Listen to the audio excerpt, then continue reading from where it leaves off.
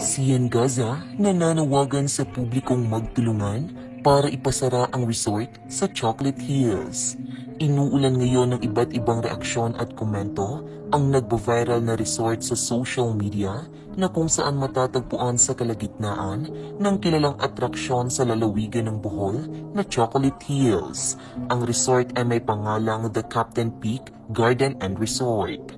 Maraming netizens ngang umaangal ngayon dahil nakakasira umano ito sa ganda ng imahe ng Chocolate Hills, lalo na't agaw atensyon ito dahil nag-iisang establishmento lamang ito sa gitna ng mga bundok.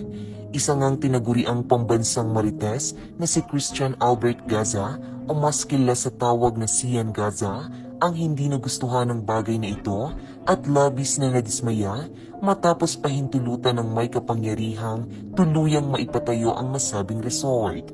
Kaya naman sa pamamagitan ng impluensyang mayroon si Sian Gaza sa iba't ibang social media platforms, nananawagan ito ngayon sa publiko na i-post at kalampagin ng husto ang nasabing resort upang maalarma ang pamunuan ng Bohol at maipasara ito. Sino ang mayor sa bayan ng Chocolate Hills? Sino nag-approve ng business permit nito?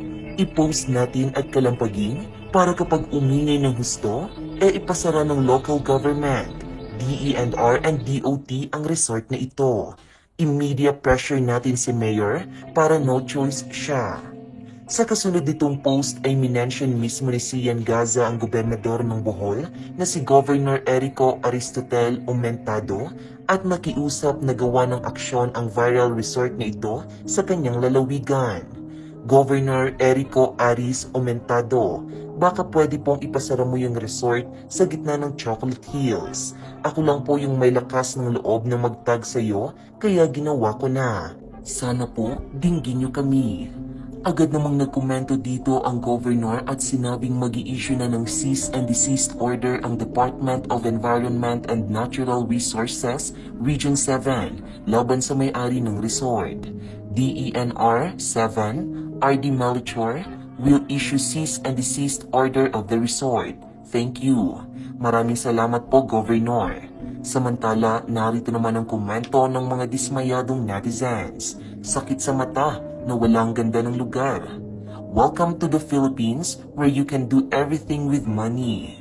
Sinisira nila natural na ganda ng Chocolate Hills. Really bad idea. It destroys the beauty of nature, specifically the iconic Chocolate Hills. So sad.